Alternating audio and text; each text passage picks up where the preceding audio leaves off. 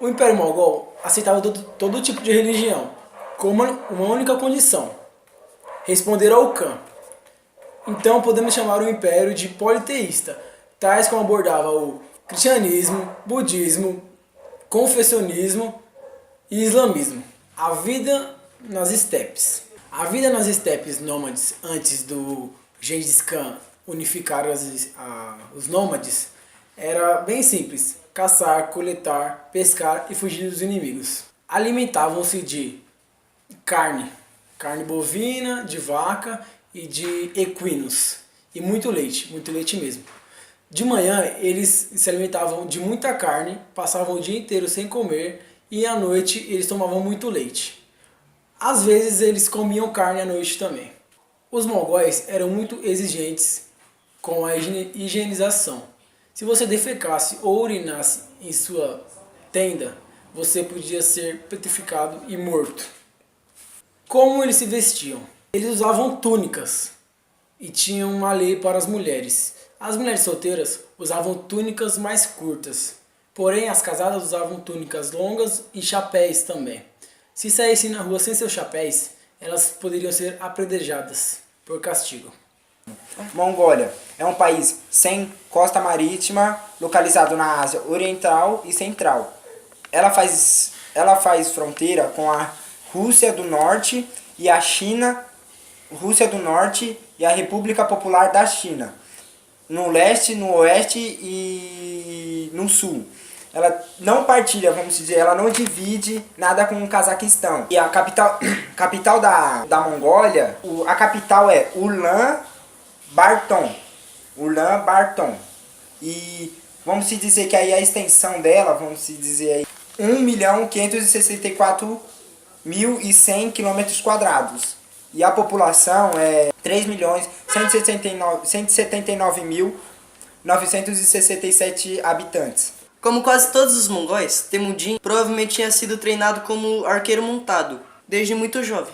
A habilidade na montaria, comandada apenas com destreza e arco e flecha, aliada a uma vida nas estepes, tornavam os guerreiros mongóis muito temidos e respeitados. Até que um dia os dois foram encontrados por um grupo de merquitas comandado pelo Shitedu, ex-marido da mãe de Temujin, que queria a esposa de Temujin como vingança pelo que seu pai fez na antiguidade. Temujin reuniu alguns homens e foi até Jamukha pedir ajuda para resgatar a sua esposa Bort. Ao destruir os merquitas, Temujin encontrou sua esposa Bort grávida, o que fez o seu primeiro filho ser duvidoso. Após Temujin restabelecer seu clã, seguiu como nômade pela Mongólia. Porém, alguns homens de Jamukha seguiu a ele, que ordenou a seus homens escravizar Temujin até a China. Temujin foi preso e escravizado. Sua esposa Bort consegue resgatar Temujin e não quis voltar para a Mongólia, afirmando que estava corrompida e sem leis. Enfim, em 1207 e 1208, os mongóis foram forçados a expandir seu território de pastagem devido a problemas climáticos. E conquistaram o reino de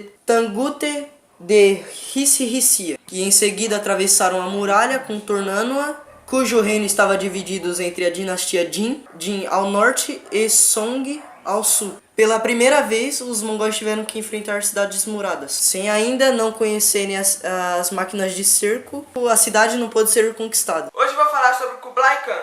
Kublai Khan foi o quinto grande Khan do Império Mongol.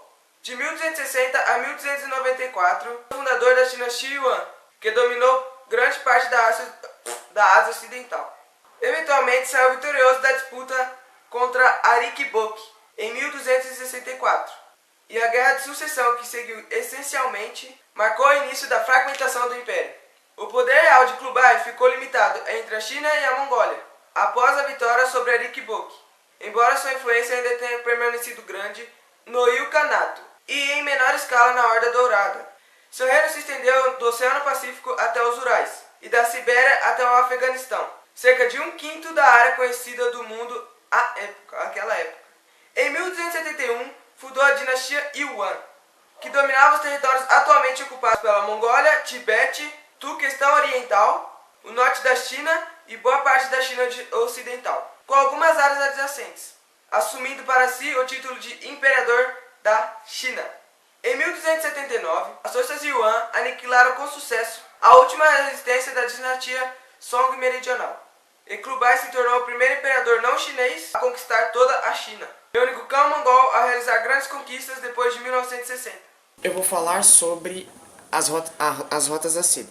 As rotas da seda são uma série de interligações, ou seja, caminhos que vão até o Oriente e a Europa. Geralmente eles usavam embarcações oceânicas para ligar as rotas e caravanas que seguiam por essas rotas traçadas. No início, essa rota era pequena. Ela ligava a cidade de Chang'an, na China, até a Antioquia, na Ásia Menor. Seu tráfego ele foi aumentado quando chegou na Coreia e no Japão, formando assim a maior rede de comércio do mundo, ou seja, interligava vários pontos. As rotas da seda elas não foram apenas importantes para o comércio naquela época, mas também para o que conhecemos do mundo hoje em dia. Teve uma grande ajuda. Essa rota ela se divide em sul e norte. A parte norte seguia por todo o leste europeu, pela Península Crimeia, Mar Negro, Mar e por fim Veneza, que foi da origem de Marco Polo. Mas a Rota da Seda, mas o que era a seda? Antigamente só os chineses tinham a fórmula para fazer a seda. Então, no caso, eles mantinham em segredo. Eles faziam a partir da fibra dos casulos dos bichos de seda, como eram conhecidos. A Rota da Seda ela era responsável por entregar a seda. Um local comprou, eles faziam um caminho para levar. Outro e assim sucessivamente foi criada a Rota da Seda. Marco Polo ele foi o imigrante mais conhecido a passar pela Rota da Seda. Ele começou seu caminho em Veneza, atravessando várias partes, até chegar no Império Khan, na dinastia Khan. Chegando lá, é só uma pequena parte sobre Marco Polo. Ele foi dado como moeda de troca pelo seu pai e pelo seu tio, para que eles pudessem ter um acesso à Rota da Seda.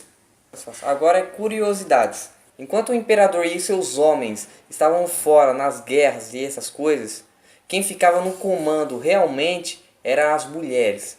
Elas desmandavam e mandavam em qualquer coisa do império. Elas cuidavam da economia ativa do império e ocupavam alguns dos mais altos cargos da religião xamânica. Um exemplo disso são as netas e as noras do Gengis Khan, que foi morto em batalha naquela época. Os mongóis antigamente não paravam quietos num lugar e a comunicação era extremamente difícil. Então, eles resolveram criar eficiente sistema postal chamado Yan. E os estrangeiros, especificamente o Marco Polo, ficaram impressionados com esse sistema novo dos mongóis. Terceira curiosidade é o seguinte. A terceira curiosidade é um dos pontos mais cruéis que o Gengis Khan já atingiu. Foi na época da Rota da Seda. Quando ele descobriu a Rota da Seda, ele quis dominá-la completamente. O Khan adotou uma estratégia secundária.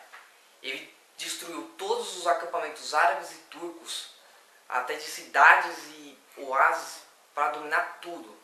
Depois que tudo estava em ruínas, ele fez todos os líderes dessa cidade e oásis ficaram de joelhos perante ele.